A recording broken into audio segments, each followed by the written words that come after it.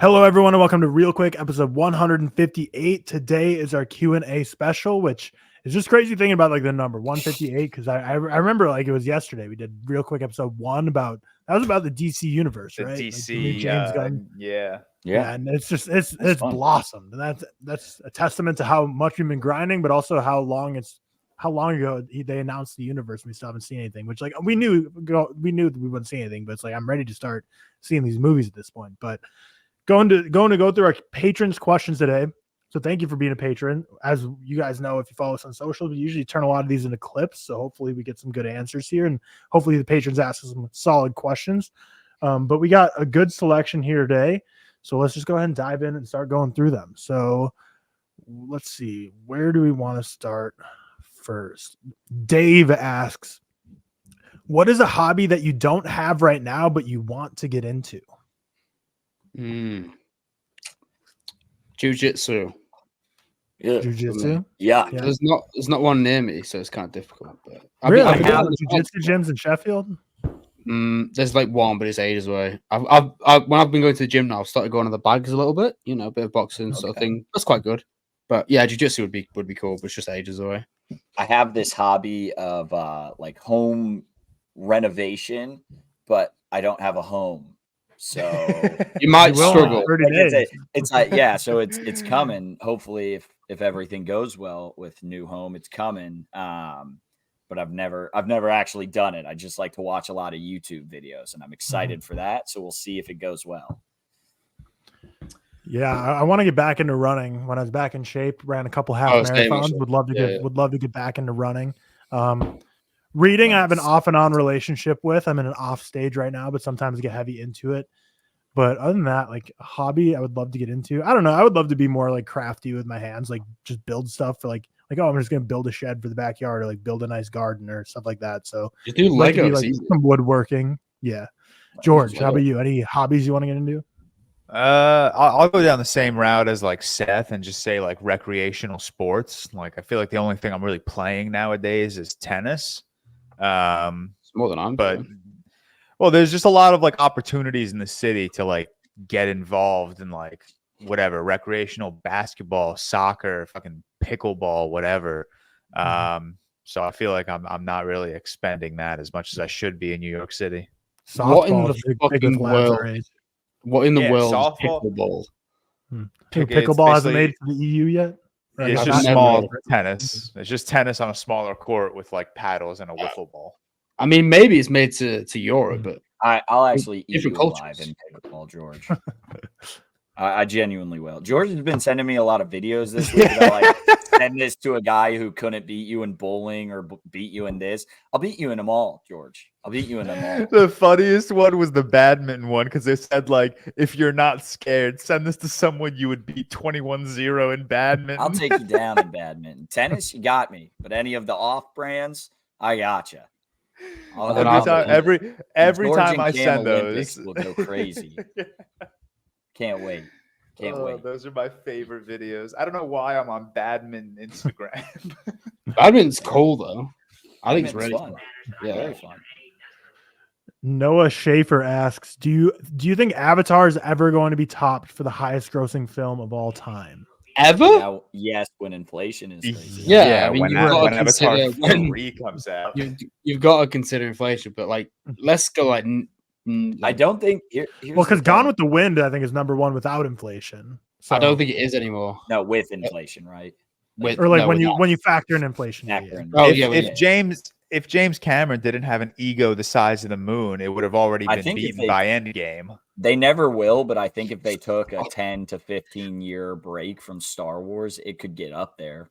If you bring, I don't know if it would be like they never will. It's oversaturated now. No, but I don't know. 15 years, maybe actually. Like, that's kind of crazy. That's what I'm saying. 15, 20 years. Like if they just take another break, I don't think it'll be beaten in the next like 50, 60 years anyway. For sure. We're at a point right now where the box office is going down right now, but eventually, like the rate of inflation will catch up to the point where, like, even though less tickets are being sold, like a movie ticket will be like $65 a pop. So like, obviously, we're gonna get over it. So. Yeah.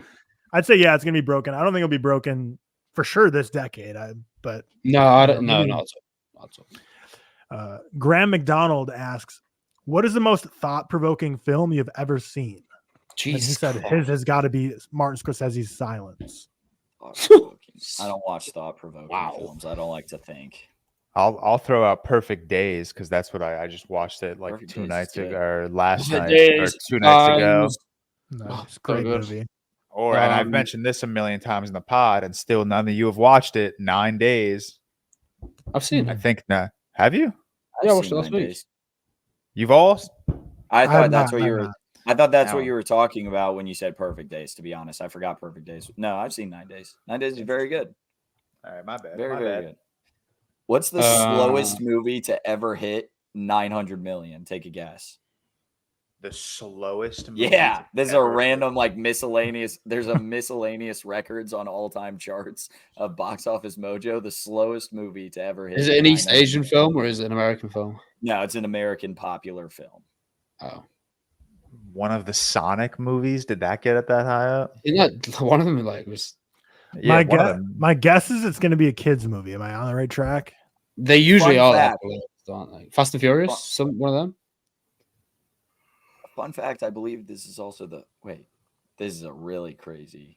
This is also the fastest to make 900 million. That just simply That's doesn't make just sense. not- If it's not- the not slowest, possible. Wow, how could it be? That's not- Dude, it's telling me the slowest to 900 million is Star Wars The Force Awakens, and the fastest to 900 millions is Star Wars The Force Awakens. That doesn't make I any would sense. believe Yeah. fastest. That I believe fastest. Yeah, fastest, I would believe. No, Yeah. Cam, your voice sounds really sexy right now. Just so you know, Thank you. It's a little raspy today. you got that croak going. on. Nice. I like A it. little raspy. I appreciate it though. Thank you. Yeah. Well, the Person. slowest, if there is an actual fact, I was guessing like kids movie because I remember like Elemental was in theaters for like 6 months, and then like kept seeing headlines being like, "You guys all thought this was a flop, but it's actually made like a shit ton of money now." So it's like, just imagine some kids movie that stays in It's theaters. like Kung Fu Panda, the recent one. I don't Right. know about anyone who went to see it, and then it's made like 6. Me and George, we I don't reviewed know it if on this pod. counts because I feel like this. Did you is go to definitely- see it though? You just watched it. At Yeah. home.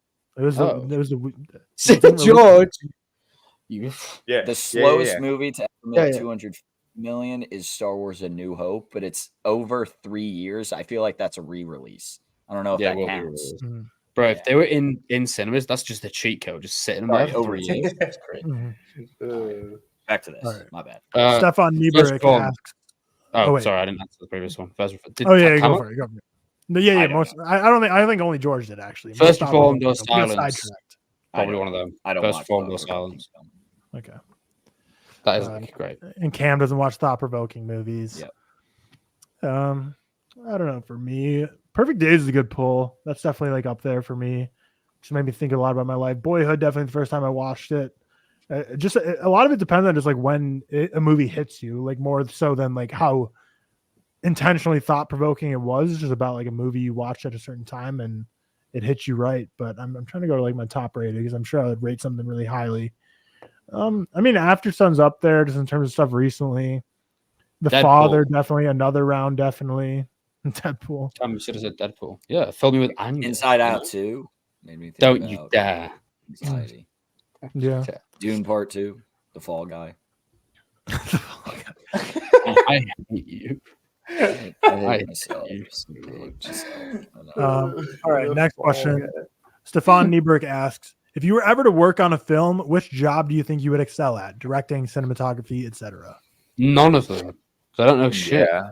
I think think I I could would- maybe write. I think I could maybe write one movie, and then everything after that I wouldn't have. Like I'd spend You my could entire write life. a No, whole time out, movie? time out. Like I've spent my entire life writing this movie or something. I'm 45. I've written the best movie ever. I've spent my whole life doing it. Now I'm screwed. Everyone wants to know what's the next Cam Walsh picture. Yeah, but that's gonna not a happen. realistic. That's saying like right now in your current situation, if you could excel at doing one thing. TikTok movies. I would be Literally none of them. I can't. I'd be an I- all-time vibes guy on set. Like, I'd make sure we I have the could be a best stunt snacks, You'd be like, best you'd be like, food. Cam would be like Aw, the jester. of the set. can beat me by 2 seconds. Yeah. I was about to say stunt guy. I Yeah, feel like you throw just me in the stunt blow category. I'll me up. I don't give a fuck. Yeah, I'll take a I- hit here and there.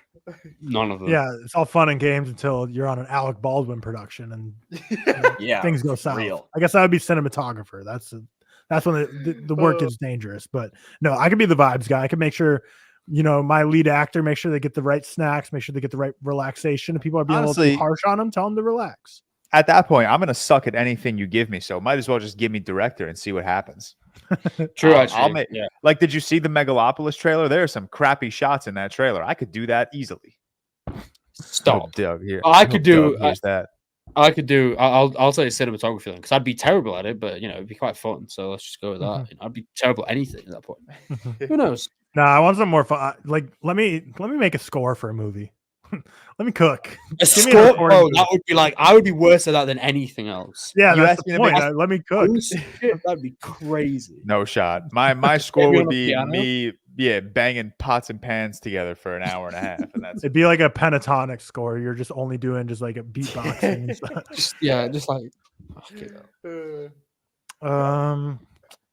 Okay. Let's see. Next question. Nicholas asks, what experience or moment are you most thankful for that has come through your social media careers? That's a good question. Experience or moments? I'll go first. I am most thankful for becoming good friends with Tyler, Seth, and Cam of the ReelTok Podcast. Wow, you stole mine. I actually was going to say that the podcast is definitely my highlight. I'm most thankful for it. It's got to be the podcast. It's like, I don't know if people know this, but we don't. So none of us here are full time with social media anyway, or the podcast or whatever. So it's not like we can say, oh, we're going full time with it because we all had jobs before, we still got them now. So I think it probably is the podcast. Yeah, it definitely is. I can't think of anything that's obviously, like the premieres and stuff. They're cool. It's different experiences. But yeah, it's definitely the podcast because it gives me like purpose every weekend and stuff. Definitely, 100%. Yeah, Cam, anything you're thankful for? Or I think he had a dip out. Yeah. Next question: when do you consider a film pretty old? Oh, pretty old or old? Because I've had this discussion a lot. Like, I think it's relative. It's relative. Depends on who you're talking to. Who's asking? It's relative to your watching experience. So Cam, for me, it would be like 1910s. For Cam, it would be like 2002 or something. Like old. No, I think it's just relative to age and how long the movie's been. I had a conversation. So I hired a girl at work. She's 22 years old, and we were talking about films, and we were talking about Lord of the Rings. And she asked me. She said straight to my face, "Oh, those are really old movies, right?" She's like early 2000s. Crazy. Yeah, I'm like, yeah, they're like 20 something years old. I'm like, yeah, I guess that's old, but like. I'm 27. I would never say I'm old. So I think it depends on who you're talking to.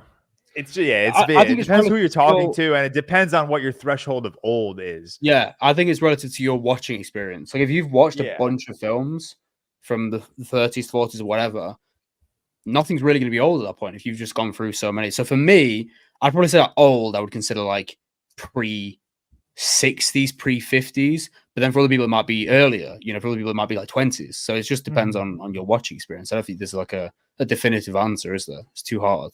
Yeah. If I was like talking to someone who wasn't super into film and they asked what's like a pretty old movie, if they're in their 20s, I'd probably say anything before like 1995, like basically before they were born. And then same like if I was talking to my dad who's, was born like 60s or 50s, anywhere around that age, like for people, I would say anything before they were born. So like a 50s or 40s if they were born in the 60s. I think usually for most laymen, a pretty old film is just anything before you were born. For like most, you could just go off like what you consider to be an old person. If someone's like 70, okay, well, subtract 70 years, and there you go. You could just do it that way. It would be easiest. But yeah, it's all relative to the person, I would say. Okay, what's yours then, Tyler and George? Yeah, for me personally, I would say 60s and before. 70s, I wouldn't call pretty old. I would say 60s and before. Like once you hit 69, then we're talking pretty old for my definition. Would that be a different answer 2.5, 3 years ago? Because it would for me. Again, probably would have been 70s, 80s. I'm trying too hard to like compare this to like human beings because like my dad's gonna be 60 soon. Like, is he old? Is that old? No, I don't think so. He was born in 66. Well, you could just go then, just round it up and go like pre-60. Yeah, I'm gonna go pre-70s. Is like old. Mm-hmm. Yeah, that's fair. Like we said, it's definitely a moving target. There's no like definitive like year, but I think we gave good answers. Samuel Rosen asks, "What country do you want to watch more films from?" I had an answer for this. I was speaking to him about this the other day, actually. Because the main of two. Go on, George. I was gonna say I feel like the obvious answer is South Korea, but I feel like I've seen not so many, but like I've seen enough. I definitely obviously need to watch more, but I feel like South America, Latin America, Mexico, like that's where I'm like struggling. Yeah, not struggling, I'm just not watching as many films. I think like the ones I've really been through like a lot of are probably like Japan and France, Spanish. I think for me, there's so many great Italian films I've never seen. So I'd probably say Italian for me. Yeah. Yeah, definitely go something like northern, or just like I don't know. I definitely want to watch more like Norwegian films. Definitely want to watch more like Danish films. Always a weird like industry though. There's not actually that many that even Norwegian people would consider great film wise. Like someone in Discord said this. Apparently, like in Norway, they're like compared to like Sweden and Denmark, they're like the people like take the piss out of like the fact that they just don't have as many great films apparently. So if you could recommend us some good Norwegian stuff we might not have heard of, that'd be great. Because I think I've seen like 6-7 Norwegian films in my life, to be honest. So yeah, definitely a good one. Mm-hmm. Yeah, I'm a big fan of snowy countries. So give me more snowy country movies. True. Like Iceland. What do you got? Greenland. Do you have any movies? I'm sure you have at least one. I know there's like 80 They'll have a few. I bet. What's the Walter Mitty movie? Yeah, Secret Life of Walter Mitty. That was Iceland and Greenland. Both. Yeah, that was Greenland. Yeah, it was. Yeah. Steve Vaughn asked if you could add one Letterboxd feature, what would it be? But we've all kind of mentioned that. Threaded comment. No.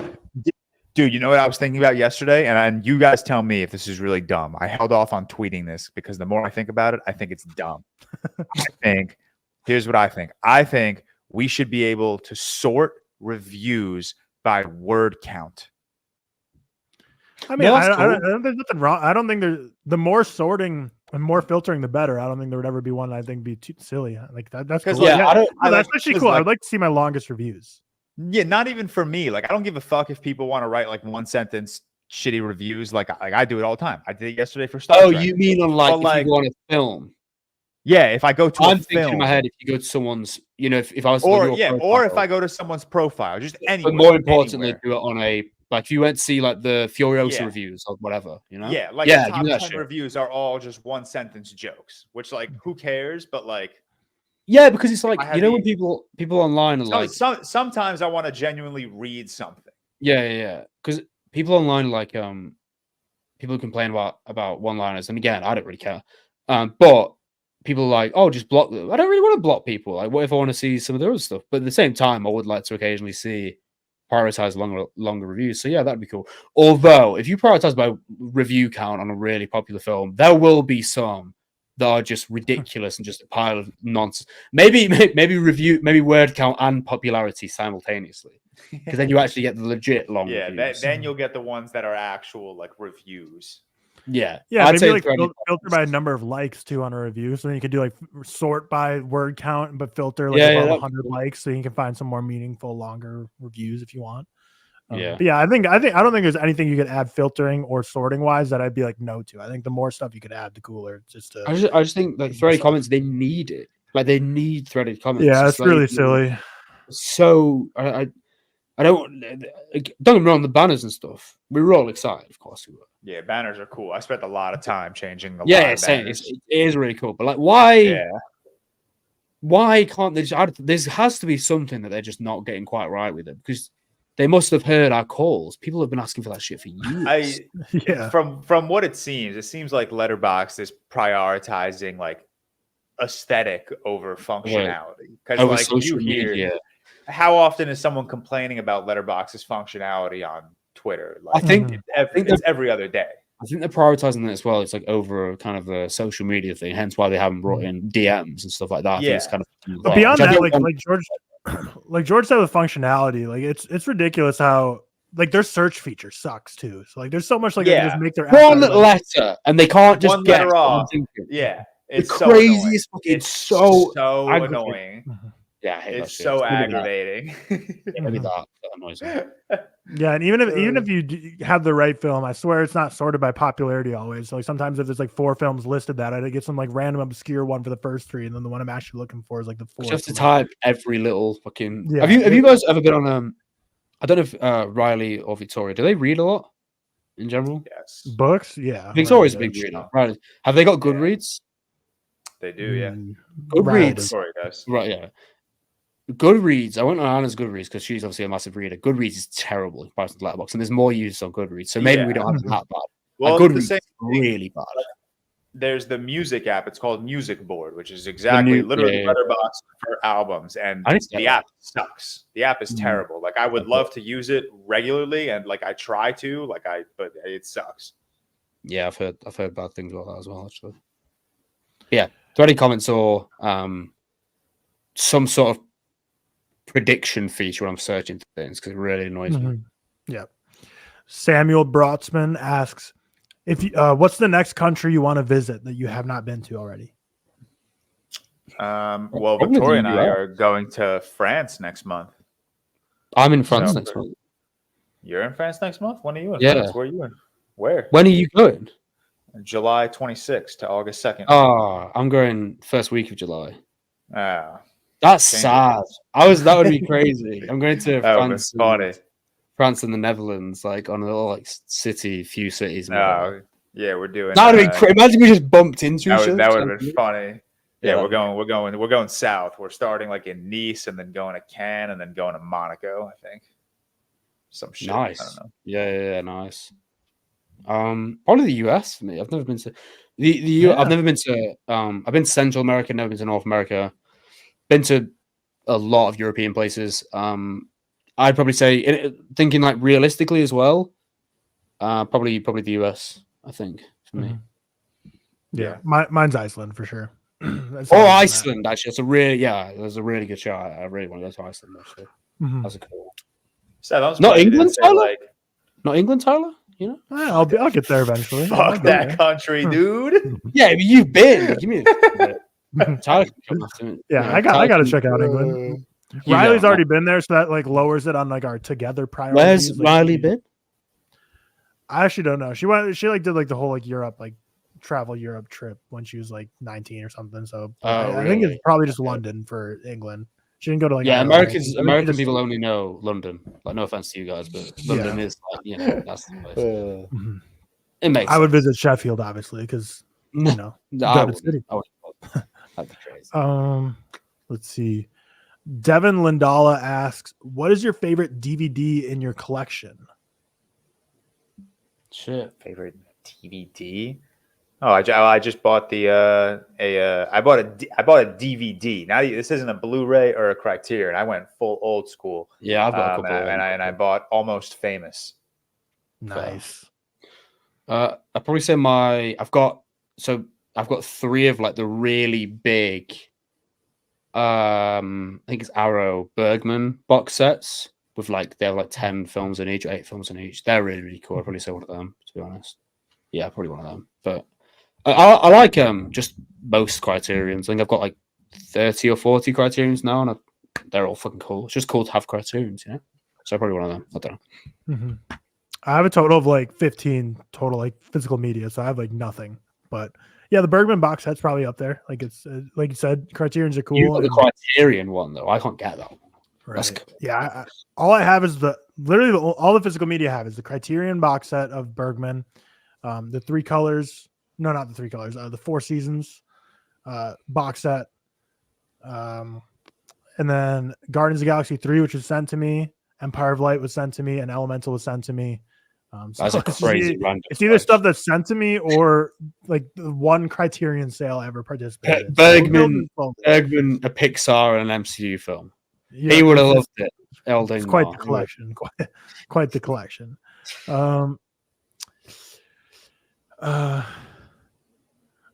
George J asks, "What does the plus mean in the tags of your Letterboxd?" I thought the same thing.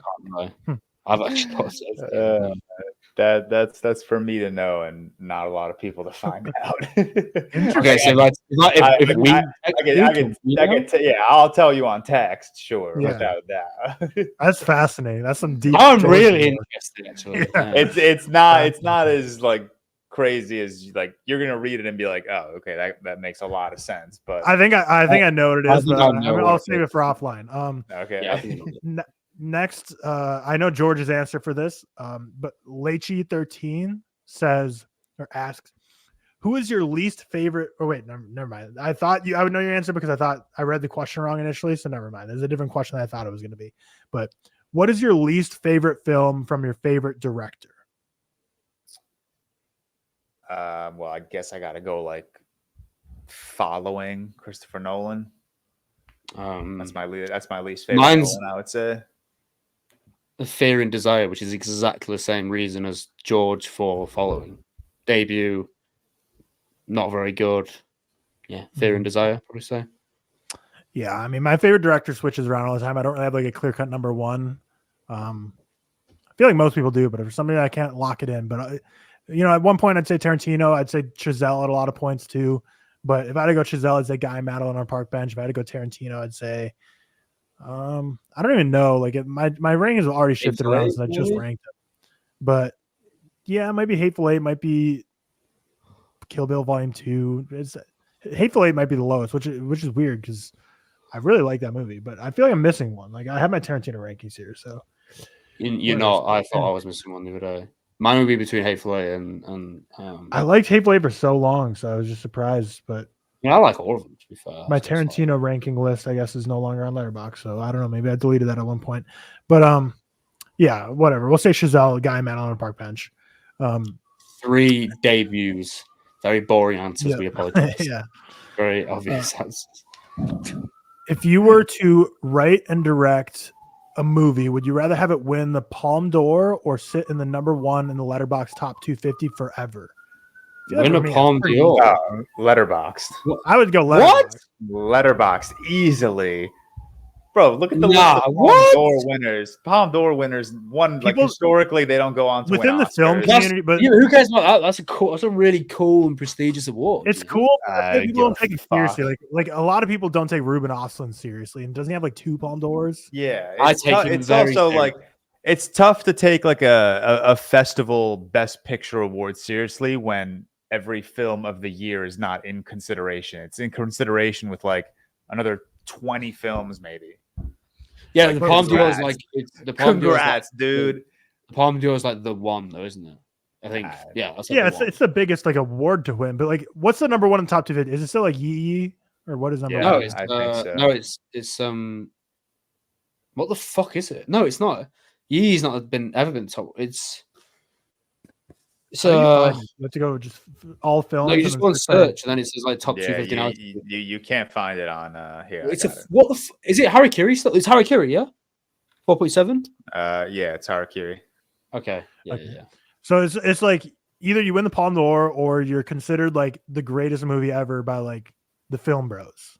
Yeah, I'm doing that one without a doubt. But less Film Bro-y than IMDb. Yeah. Yeah, but yeah, I would go. I feel like it's a longer lasting impact. Like actually answering the question seriously. Like if it's forever in the top 250, number 1, I feel like that means whatever film I made has such like a lasting imprint and impact that so many people love it and so many people will keep watching it. And the fact that it still stays number 1 forever means that all the people that watch it just because it's number 1 on the Letterboxd top 250 watch it and agree it's still number 1. So I feel like it's just like a more lasting thing than the Palme d'Or. But I mean, they'd both be awesome. Like I'd rather have a Palme d'Or than an Oscar just because like that's crazy. That's crazy. No, you would not.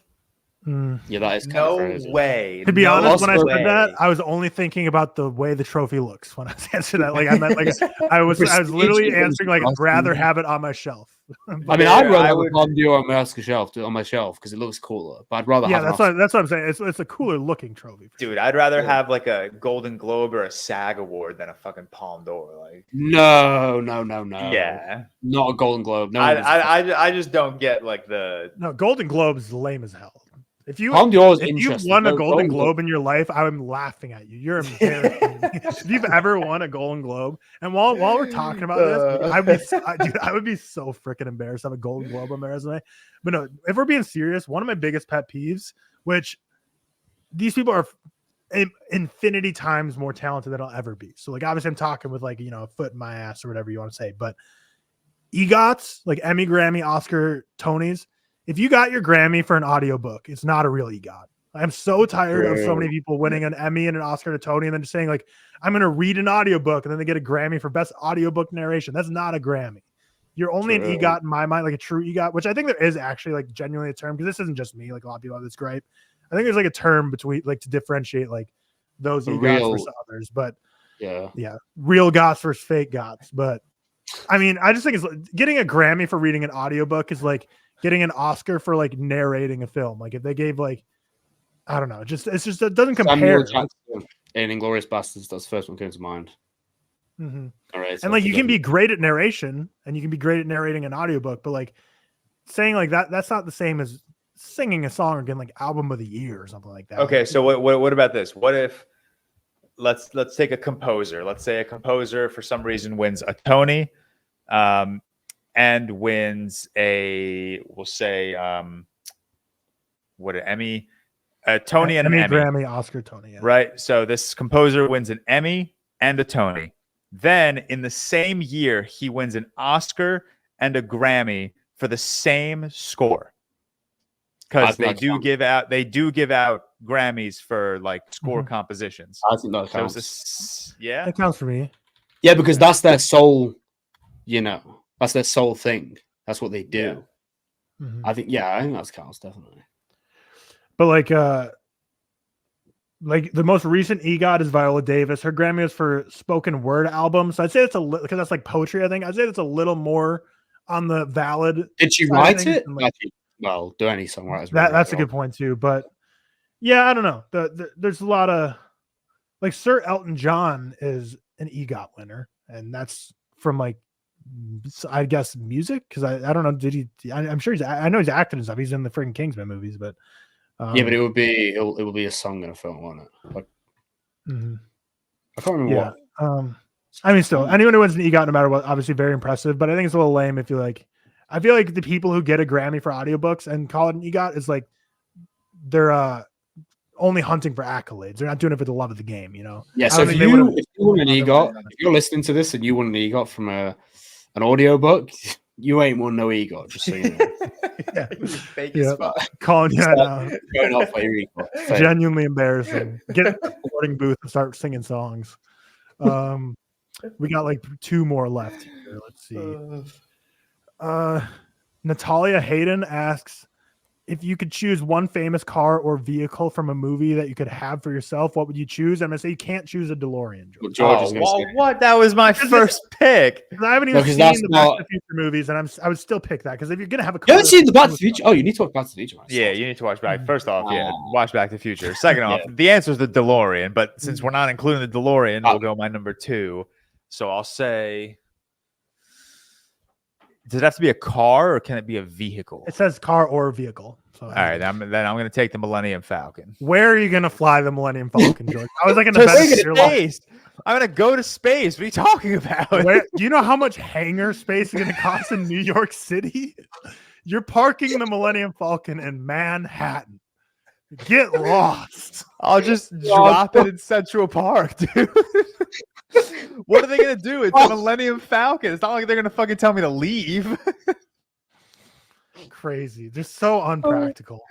Give me the Black Pearl. People would be scared as shit if I had the Black Where Pearl. are you sailing the Black Pearl? In the America. Sea. What do you mean? Anywhere. Do you know how to sail?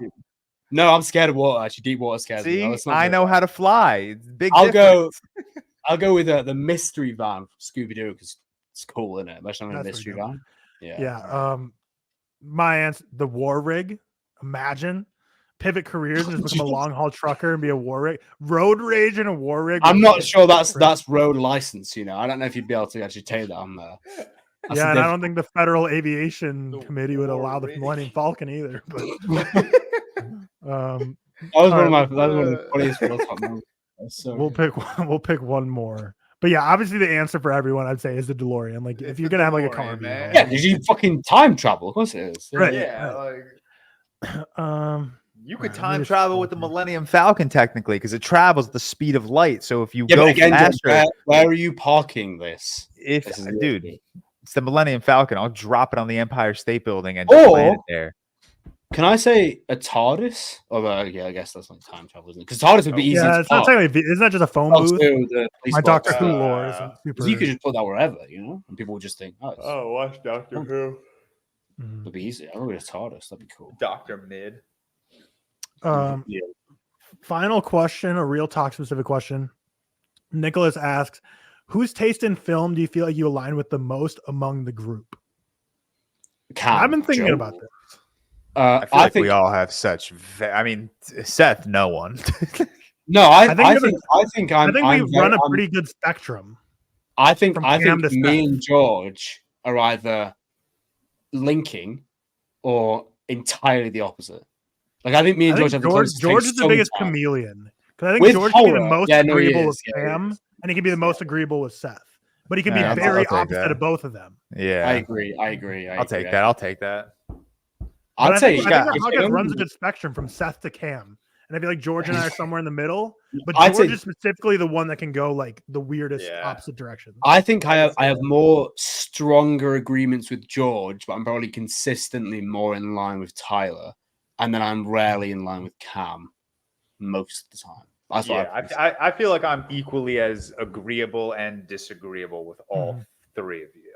Yeah, maybe. Because fuck challengers, dude. I knew you, bro.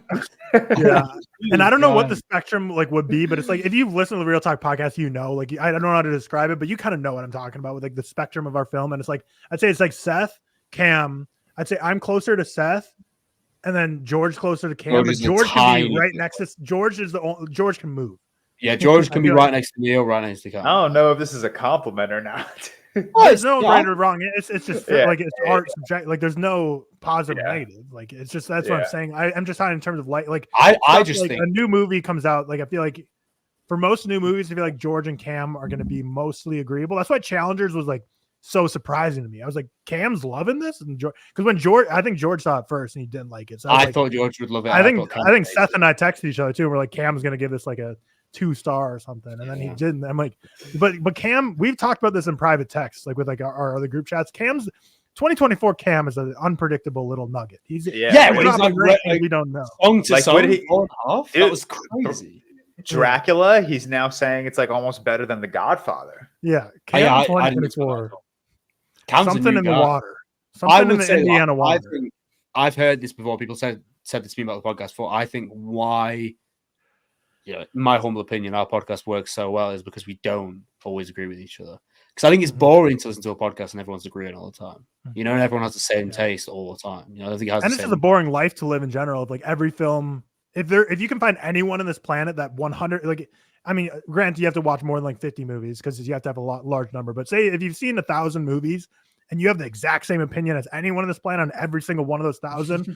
That'd be a boring. One of them is glazing hard. That's crazy. Yeah, one of them is glazing hard. One of them is talented Mr. Ripleying. The other person. But man, dude, I love everything you love. Exactly. But no, there's always got to be some differences. And I know our podcast in 2024, we haven't always had all four of us as often as we like to. So I know there's sometimes people get disappointed when one of us will be missing when we're like, oh, they probably give a differing opinion. But there's also times for example, Civil War. It's one that comes to mind where George liked it but wasn't there, but George texted us multiple times saying he's I liked it, but this isn't the movie I'm gonna defend with my life on the podcast. So I think a lot of times people build it up in their head thinking damn, they're missing, and it would have been an all-time fight. It's because people want. It's fair enough. People want representation of their for sure. And I think that's the issue that happens on TikTok as well. It's if someone looks up to you, not looks up to you, but likes you as a creator, and you say something that doesn't align with theirs, they almost get upset by that because they rely on you, you know what I mean? And they trust you so much. I think that kind of goes the same things where you want representation for your view, don't you? I feel like I let so many people down when I gave up a 3 out of 5 stars. I feel like there was part of me that felt bad for my Deadpool score, and then I woke up and I was No, but like you know, but you know what I mean. No, every so often I'm like instances where I'm like every so often I'm like, all right, and I'm like, I really wanted to like that, and I feel bad, but I just didn't like it. It's like I can't. Yeah, I felt bad for not liking Hitman. Like I when I watched it, I give it like, but I mean, compared to what people, because I'm like I've always been like a Linklater Glazer, and then 3.5, like when everyone else is like 4.5 and above, I was like, damn. You say that though, but the average is a 3.5, which shocked me. But yeah, I know what you mean. Yeah. You almost feel, which is stupid because you shouldn't feel this way, but you feel like a sense of responsibility when you get like a couple followers. It's just which is dumb, but you're always worried about the reaction stuff, aren't you? Which is stupid. I only ever care about like the podcast and Letterboxd. I never care about TikTok because no matter what on TikTok, if you like it, you're paid for it if you like it. If you don't like it, you're just trying to be different. That's no matter what movie it is. So TikTok, I never care about. TikTok's dumb. So someone commented on the Patreon version of our ReelTok episode saying they were disappointed you weren't there to defend Monsters University. I got a message where I was like, "You guys, I can't believe you guys aren't Monsters University fans." I haven't seen it, so it's Cam and George to blame. Why? What is George? What do you give it? I think like I probably have it unrated if I'm being honest, but I probably give it like a 2.5. They both just kind of talked about how forgettable it was. One of the more forgettable Pixar movies. They didn't really hate on it. They just said they don't really remember it much. I think Monsters University is really good, but again, I'm not going to go to war over a Pixar film. I'll tell you that much. That's crazy. Unless I'll go to war over Inside Out any day. Well, I'll go to war against you on that one. So then you've got a verse. That's fine. I will go to war over Pixar films. That one or Cars. Actually, fuck that. Yeah, Cam will go to war over Up, but for hating Russell. yeah. But I think it's a good spot to end our Q&A. I think it was a fun one. We had some fun answers here. That's ReelQuick episode 158. Still crazy we're at that high of a number, but let's see. So we're recording this like a week ahead of time at this point, so we don't know what tomorrow's draft is going to be because that's next week's ReelQuick because it's coming out. We're doing a little bit different order, but yeah, with that, we're going to be back with a ReelQuick tomorrow, which is going to be a draft or something that we will yet to decide. But with that, we will see you then. Peace.